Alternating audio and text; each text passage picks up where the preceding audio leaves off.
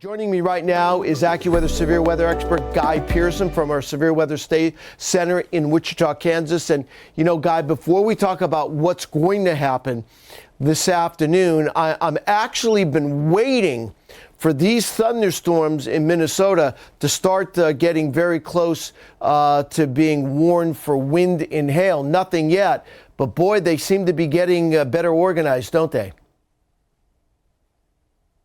Yeah, good morning. They do seem like they're getting better organized this morning. We've got all the main ingredients right there. Is sort of the boundary here is lifting north, what's helping to drive these storms. You know, we are seeing some indications within that. There may be certainly some gusty winds and probably some smaller size hail at the moment. It's trying to build, and we get every little pocket here or there, and it starts to intensify a little bit, but then nothing really to sustain it to really get us to large hail or severe wind speeds as of yet. All right, let's play this forward here. The other thing that's impressive, and you can see how much energy we have, is because when you track these thunderstorms, guys, look how fast they move. I stopped this 2 hours from now, and they're already north of Minneapolis. Then they move across northern Wisconsin. Then we look to the west, and this should be the beginning of the severe weather, right, later on this morning. That is correct. We get this initial push out of the way. We get some breaks in the clouds as part of that boundary riding north, also clearing things out from the cloud perspective, get that sunshine back in there, and then really help that instability and extra energy that we need from the surface. So then as the main line itself comes out and the main piece of energy, then that two together then fires this main line that we'll see across southern Minnesota and Iowa here late this morning, but mainly this afternoon and into the evening hours.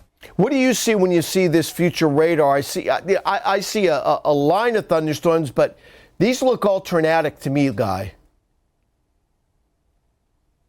Yeah, I mean, they're sort of segmented out just enough to where the inflow into each storm can maintain itself, to where instead of, we've talked about linear in the past where everything goes all at once, and then you don't have that airflow that's able to keep particular storms or supercells going long enough to where we potentially get those long track tornadoes that we're potentially talking about today, or the number of tornadoes as well. So those individual discrete cells or breaks in the line, even to where you get good inflow on the southern parts of those are the areas that you're going to want to be concerned with as you get into later this afternoon and this evening.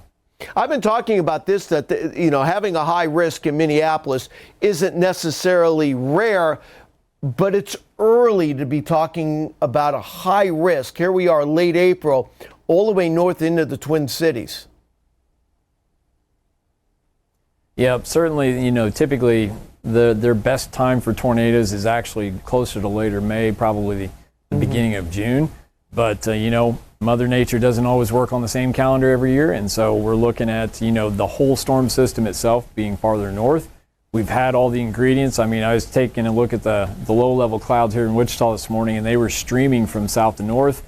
It was quite humid already here yesterday to begin with, and so that moisture has continued to feed, farther north another 12 to 18 to 24 hours by the time we get to this afternoon, and all that moisture and energy is going to be pushed up to the north here in this area. So while it's not the normal time frame, all the ingredients are there, and we need everybody to make sure you're paying attention later today and this evening. AccuWeather severe weather expert Guy Pearson, again, thanks for joining us here.